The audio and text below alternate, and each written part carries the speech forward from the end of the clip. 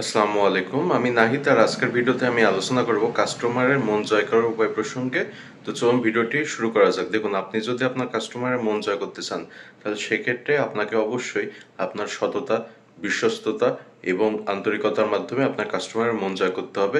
কেননা আপনি যদি সৎ না হন, আপনি যদি কথায় কথায় মিথ্যা কথা বলেন, এছাড়াও আপনি যদি বিশ্বাসঘাতক হন, অর্থাৎ আপনি কাস্টমারকে যদি কোনো ওয়াদা করেন এবং পরবর্তীতে যদি সেই ওয়াদাটা না রাখেন, তাছাড়াও আপনি যদি আন্তরিক না হন এবং আপনার ব্যবহার যদি খুবই খারাপ হয়, তাহলে সেক্ষেত্রে আপনার কোনো কাস্টমারই বেশি দিন লাস্টিং করবে না বা সাস্টেন করবে না।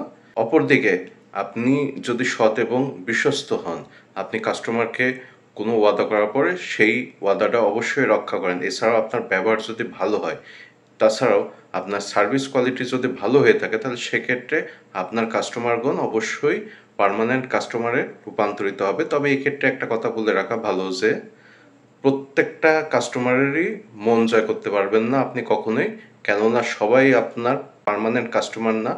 অনেক কাস্টমার রয়েছে যারা আপনার কাছ থেকে বাকিতে পণ্য ক্রয় করবে বা বাকিতে মাল কিনবে, কিন্তু কখনোই সেই বাকির টাকা পরিশোধ করবে না। তো এই ছিল আজকের ভিডিও। এরকম নতুন ভিডিও নিয়ে খুব শীঘ্রই আমি আপনাদের সামনে হাজির হব। আপনারা সবাই ভালো থাকবেন। ধন্যবাদ।